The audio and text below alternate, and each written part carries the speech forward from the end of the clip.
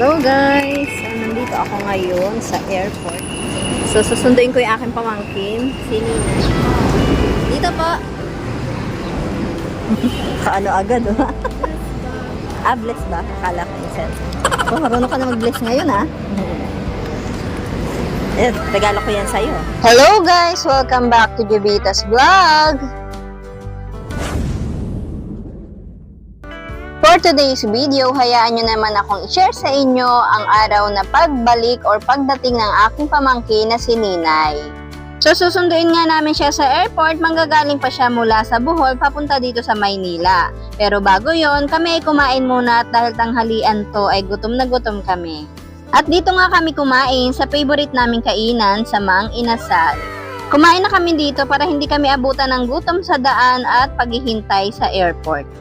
Kasama kong susundo itong aking asawa at siya ang aking magiging driver for today's video. Napakaswerte ko dahil meron akong isang supportive at mapagmahal na asawa. Uy, sana all meron kayo.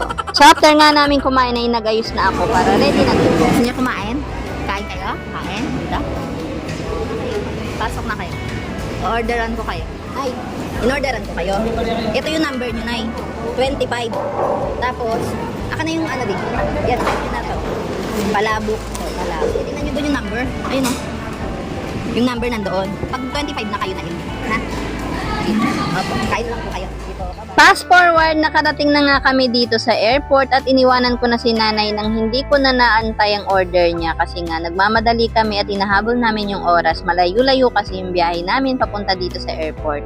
So first time ko nakarating dito sa airport at hindi ko alam talaga kung saan ako pupunta. Buti na lang at may mga tao at guard na pwedeng tanungan at handang tumulong kapag ikaw ay naliligaw. So, susunduin ko yung aking pamangkin, si Ninay. Ano, dati, 1 year ago, si Ninay ay hinatid ko sa Maynila at ibinigay ko sa nanay dahil naghahanap ng nanay yung bata. So, after 1 year, ng pag-stay niya doon, so hindi niya nagustuhan. Nagustuhan niya naman, hindi siya nagtagal. Kasi may mga reason. So, kaya ayun. Si Ninay ay uuwi na. Pinamasahihan ko siya para makabalik dito sa Maynila from Bohol. From Bohol, pauwi dito sa Maynila. So, ngayon susunduin ko siya. And doon siya gumraduate ng grades. Tapos ayun na, susunduin ko nga siya ngayon and may surprise ako sa kanya.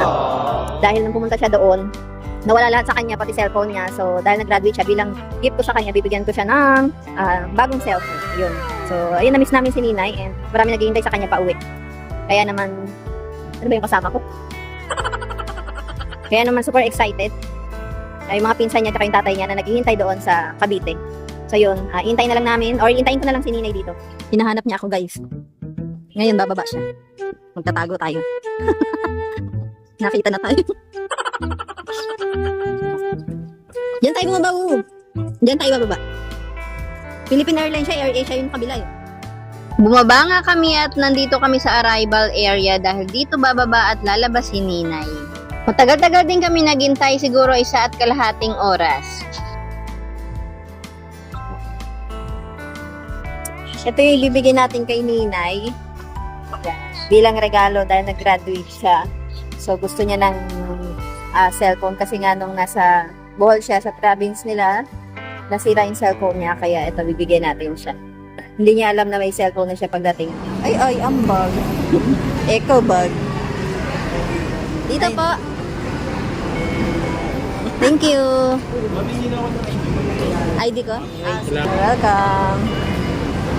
Paano agad, oh? Bless ba? Akala ko yung cellphone. Oh, marunong ka na mag-bless ngayon, ha? Regalo ko yan sa'yo. Sama mo. Nahihilo ka? Bubo ko na. Hello. Akala ko'y malungkot nga dito si Ninay, yun pala masakit na yung kanyang ulo, nahihilo at masakit na rin ang tiyan niya dahil sa biyahe. Medyo nangitim at namayat nga si Ninay. Tawag o amor. So nung nasa sasakyan na kami, kulang na lang ay umiyak siya dahil sa sobrang hilo at sakit ng tiyan niya kakasuka. Then fast forward ay nakarating na kami dito sa aming lugar sa Barangay San Mateo, Dasmariñas City. Dito nga ang lugar kung saan kami nakatira at ayun nga si Ninay, bit-bit pa yung kanyang suka, iniwan na lang sa daan. May pa si Ninay, ah. Ay, pagdali, ay. Ay, wala ka tsinelas, be.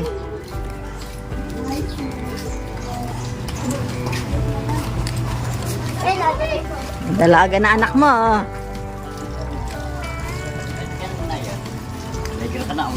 Ay, kakulay mo yun.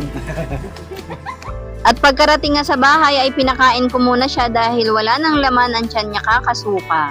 Then bilang celebration dahil siya ay umuwi na, bumili muna ako ng pizza at Jollibee. Ayan, may pa-pizza at Jollibee si Mayora. Ito ang way of celebration namin dahil sa pagdating niya, si Ninay ay itinuring ko ng parang anak ko na rin dahil sa akin na siya lumaki magmula pagkabata.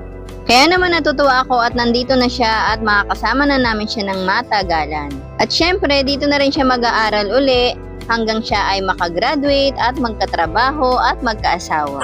Natutuwa din naman siya dahil makakasama niya na din dito sa wakas ang kanyang tatay at ang kanyang mga pinsan. At syempre, na-miss niya rin ang kanyang mga kaibigan.